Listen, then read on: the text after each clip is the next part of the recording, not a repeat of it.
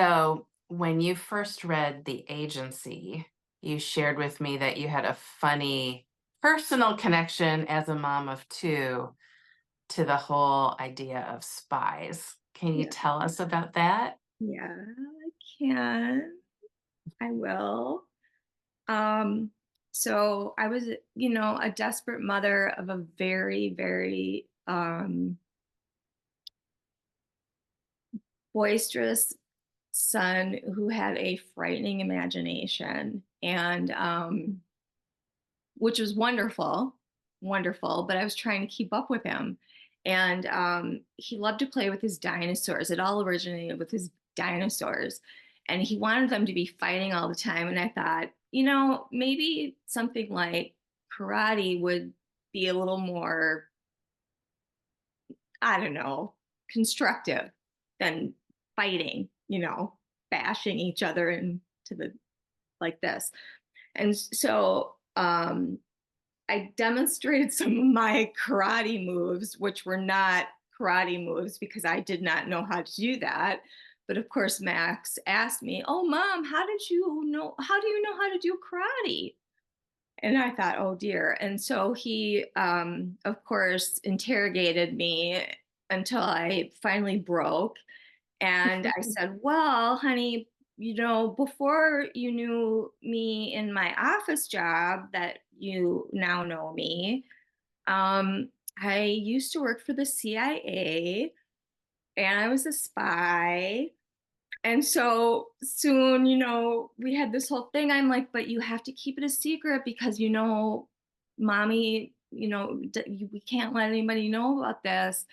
And so this went on, and so then, as when we had our second son, and as they got older, it became this joke. And we had this secret CIA safe house underneath our house. And, it was a little bit 007-ish with all the bells and whistles and all of this thing. And it was very funny. So when I first read that, when I started to read The Agency, and it became known that it was not just a nanny school, I just laughed out loud because I had never told you that story. And of Mhm. course, and that came out, and I thought, oh, dear Lord, this is just right up my alley. And so it was. It was meant to be. It was meant to It be. was meant to be. Um, so, without giving away any spoilers, what were some of your favorite parts of The Handler? Well, um, first of all, I love how you are continuing to develop Bree's character. I mean, she just rocks. I just love her.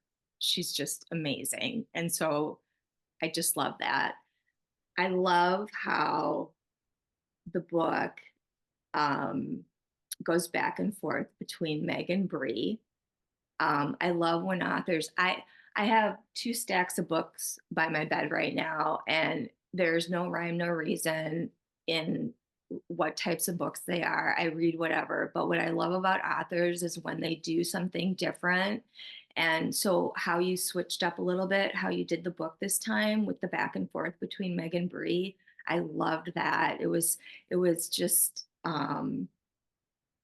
it was really hard to put the book down, just because there was that back and forth and wanting to get to the next thing with the next bit about the next person was really really captivating, and I loved that.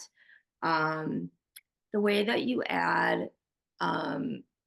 continue to in this book add contextual history and the international plot elements, and it just makes the plot so much richer and so much deeper, and um, also without any spoilers.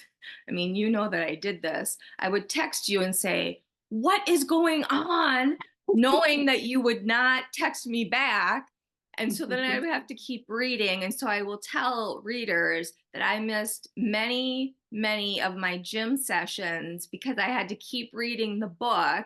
And so my workout days did not get done because of Monica.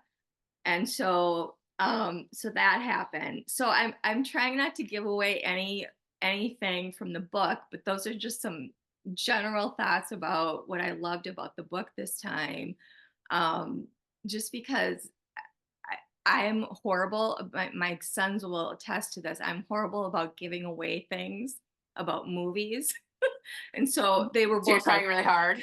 yeah, so they were like, Mom, do not give away anything about the book. I'm like, okay, I won't. So I'm trying to be good about being good about not saying anything about the book. I I remember some of those texts. We got you on some of the plot twists. You totally got me on the plot twist. Yeah. Yeah. That was awesome.